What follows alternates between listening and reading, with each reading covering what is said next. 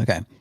So female friends, I told you I get to this, so I'm going to do it right now. There's the nice guys. Nice guys don't exist anymore. Okay. Like guys, like real, even if you are genuinely really a nice guy, you're invisible. You're truly invisible right now. If you do things for the sake of being nice, if you do things out of the goodness of your heart or your altruism, right? Women don't believe it and men don't believe it either. So say, hey man, maybe I really wanted to help. Maybe I just really wanted to do this. And then what happens is either that guy gets taken advantage of because a woman goes, oh, a sucker. Oh, kick down $4,000 for me, whatever. Like even if you want to be a nice guy, there's always some kind of, attachment to it. I think Chris Rock talked about that too. Like Chris, in one of his comedy skits, he was talking about like, how guys are always, offering dick, right? Here, let me help you with those groceries. How about some dick? that whole thing. There's always something attached to it. And women, particularly in this social and in the digital age, it's easier to see that now. And guys are still ready to do it because serviceability is a sexual strategy for men, for beta men, mostly. Maybe for guys who have a blue pill mindset for sure. But for beta men, it's usually like, what was it? About 2 years ago, maybe it was 2018, winter of 2018 or 2017, 2018. There were women on Tinder who were saying, hey, I'd really like a guy to come and shovel the snow off my car so I can get to work.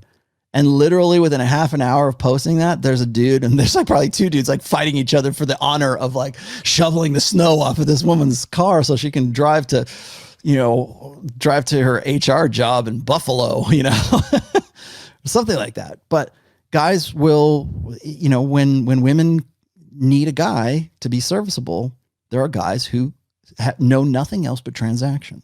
And so ingrained is that you'll have old men who are suffering from Alzheimer's who will still think that they can get with the ladies in the assisted living facility based on, I'm going to go do your gardening for you. I don't know your name. I don't know my name. I don't know my kid's name, but I'll do that because that's a subroutine that's been planted. That transactional sex subroutine has been planted in my head from the time I was little to say, well, if I'm going to get in her good graces, I got to do something for her.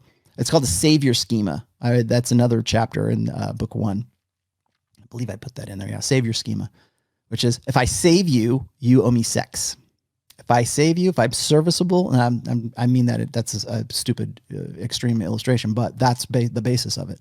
If I do something for you, you give me sex, or you give me love, you give me intimacy, you give me something. It's this reciprocal thing. Humans aren't the only animals that do this, by the way, too. Reciprocation is something that most higher order mammals do. Certainly primates, but like other animals will do it as well. Even dogs will do it. If I do something for you, if I give you a gift, there should be something that you give in return. Or even if you don't, if you say, no, it's cool, dude, I just want to give you this gift. Here you go. Especially if you give it to a woman, women automatically think, God forbid, you go and you buy a dinner for them. Well, men are never owed sex. Yeah, especially now. But the reason why they get upset about that, or that even is a thought in their head to start with, is because they have a reciprocal nature. We have that's part of our, I would say that's part, I don't say it's instinct. It may be instinct. Certainly part of our mental firmware, our evolved mental firmware is reciprocation and sense of fairness, I think. Maybe sociopaths don't have that sense. Maybe pathological liars don't have that sense, or maybe less so. But by and large, that we do. But what that does is that has this kind of tit for tat thing, right? What quid pro quo. When it comes to female friends, that is prime breeding ground for simps. That's where the simps will show up. And in the digital age, becoming a beta orbiter has never been easier. Now, when women were in, like, say, the age of like the 80s or the 90s, even 70s, whatever, having a sort of a roster or a bullpen, I think is what we called it. Having a bullpen of beta orbiters was a little bit more difficult to maintain because generally those beta orbiters, if they didn't know each other, it was only because, one, they didn't live in the same vicinity, or else it was like they were phone friends, right? They were the emotional tampons. For the most part, men and women cannot be friends. And like people will fight me on that. And that you want to talk about another sort of like dog whistle for simps. That's one of them. Men and women can't be friends. What? I can't believe that. Oh, here's my opportunity. You're a horrible misogynist. We could I'd have so many girlfriends until you get intimate with one woman and she's into you and she doesn't want you to have, or women believe in platonic friendships between men and women until they have a boyfriend. If that was the case, women would never say, oh, I have a boyfriend. They wouldn't give you the boyfriend disclaimer when you're trying to chat them up. When you're running game, when you're sarging women, there's what's known as, and this is in PUA circles, there's what's known as the boyfriend disclaimer, which of course PUA's found a way around with the boyfriend destroyer routine, and ask me about that sometime. But the boyfriend disclaimer is you're having a conversation with a girl. Maybe you just met her. Maybe you're interested in her. She picks up on the fact that you are interested in her. And then somewhere casually into the conversation, she slips, oh, my boyfriend and I went to blah, blah, blah. Or I have a boyfriend. Sometimes it's casual. Sometimes it's just kind of like, incidental. Insert the word boyfriend into the conversation here so he doesn't get the wrong idea. Or else wait until the guy expresses direct interest and then drop the boyfriend disclaimer. There's two ways to get the boyfriend disclaimer. The boyfriend disclaimer would not exist if men and women could be friends, at least on the same level of parity as men can be friends with men and women can be friends with women.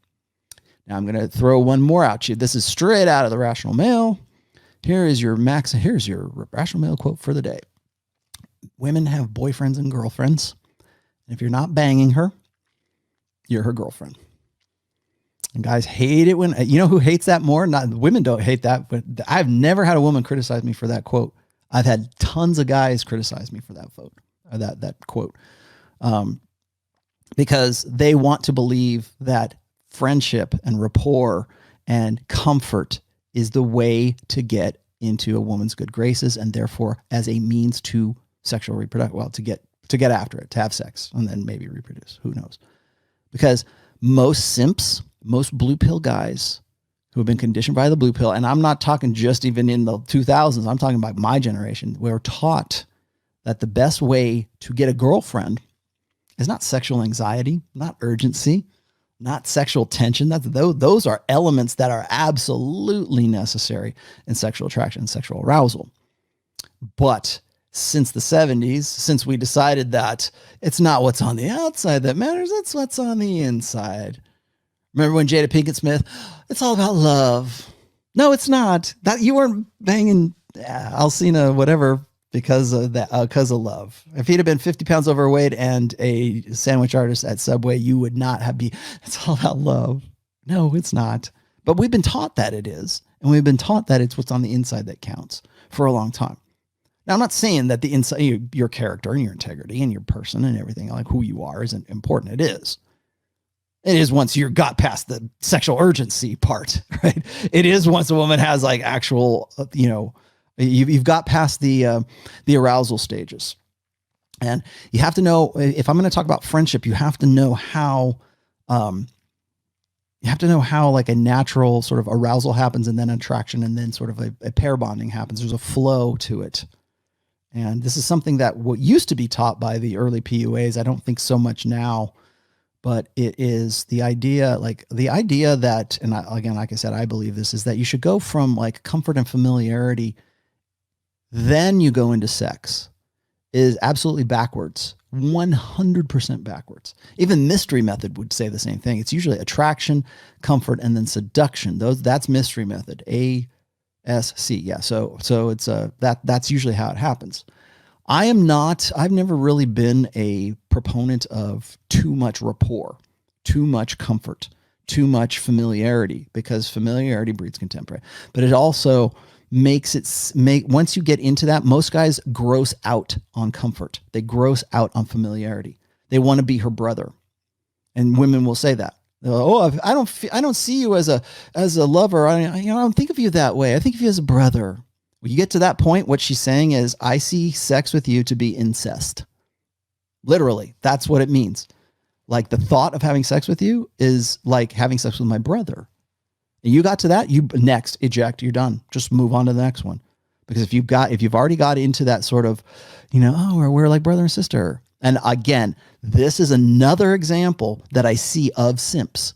Guys who will be on Instagram with a girl, with my best friend today, right? And they're like with their best friend, and they got their arm around them, and it's like, and then the girl will make sure to put something in the tweet or something in the Instagram message that says, yeah, we're really great friends, just friends for life, just friends. Let's just LJBF. Let's just be friends. And to make damn sure that anybody seeing that picture that's on his Instagram that he tagged her in, like the reason he's doing that, of course, is mate guarding, but women know that instinctively. Women know mate guarding. Like they know mate guarding before guys know mate guarding. So when, and in the digital age, doing something like that on Instagram or whatever social media platform you want to put it on, when a guy does that, what he's doing is saying, this is, it's like peeing on the girl so all the other competitive rivals will smell, oh, this is somebody else's woman. I'm going, I got to go find something. That's what it really is. And women know that. And so they have to go and find some ways to sort of either, can you take that down? Or they'll say, oh yeah, we're just swell chums. We're just pals. That's simping. It's simping to do that when when you believe that comfort. You want to know what defines a simp is believing that comfort is the key to sexual success. Thinking that you're going to have a better relationship because we started as friends and then we became lovers. Those are not the good relationships. The good relationships are the ones where you can't keep your hands off each other and then you become familiar and comfortable with each other. It starts with sexual urgency. It starts with anxiety. It's a competition anxiety for sure. It starts with sexual tension. That's why they call it sexual tension. Most guys, the 80% of beta guys, hate that. They're uncomfortable with it because there's so much uncertainty. They don't know that they're going to get there. They don't know what to do. Like, it's not even so much the tactics. It's becoming comfortable with it. It's becoming like, Keno, God forbid, like, can I touch her? Like that kind of stuff. And this generation really kind of like the one before, I guess millennials a little bit, really don't have any experience with that, or they don't, let's just say that they're uncomfortable with it. So they think that comfort and rapport is the way to go. And usually what happens is in a proper flow and proper human interaction with heterosexual, maybe even homosexual, I don't know, but in a heterosexual relationship, it's sexual urgency. It's that person is so hot, I want to get with them. Okay, what's your name? Oh, the hell yes girl, right? You want to go on a date? Hell yes, I do. That kind of stuff. And it's not like I'm saying, well, women have to be easy. I'm just saying that there has to be that genuine desire, can't negotiate it. There has to be genuine arousal. And then from there, once you get past that, once you get to the sexual urgency part, then you create rapport. Then you create seduction. Then you create comfort afterwards. When women say, oh, I have to be comfortable to have sex with you, you do think that she has to be comfortable with a guy in the foam cannon party in Cancun on spring break? Look at women's Instagrams today. Do you think that they have to be comfortable to take their clothes off at a rave? Do you think they have to be comfortable to go on a slut walk? Do you think they have to be comfortable with? No, they don't. They want sexual urge. They want indignation. They want a thrill. They want excitement. They want exhilaration. They want a break from their boring ass lives on this side of the damn computer. And so when guys can offer that to them, it's you want to know why. And again, I'm getting into the nuts and bolts of PUA here, but want to know why women make that emotional connection or that emotional association with you, and why that's so compelling for women is because it breaks that cycle. You're not trying to be safe and comfortable. You're the dangerous guy. You're the guy she will break rules for instead of make rules for. Women don't want to have sex with guys that they can make rules for, that guys will obey, because alphas wouldn't do that. They've got other girls on the roster. Alphas don't worry about rules. And I'm not saying, oh, well, they push passion. They just go and they just take what they want from women. No. They don't bother with you because they got 4 other girls that are productive girls, sexually speaking, that would love to get with them on the same weekend. So women instinctively pick up on the behavioral manifestations of alpha males and what it is that they're doing. And then they go, okay, I can't make rules for that guy. That guy his time is valuable. His time, other women want to get with this guy. Even if he's just even they don't know it. He acts and manifests the behavior of a guy who has options, who have other women that are available to him. That was really the basis of PUA. Again, doing the end run around the hypergamous filter. Now, it helps if you're actually that guy. It helps if you're actually the dude that has all those, you're authentically an alpha male. You authentically have all of the qualities and the values and the things that make her hot, as well as make her want to be with you. Are you not entertained? Are you not entertained?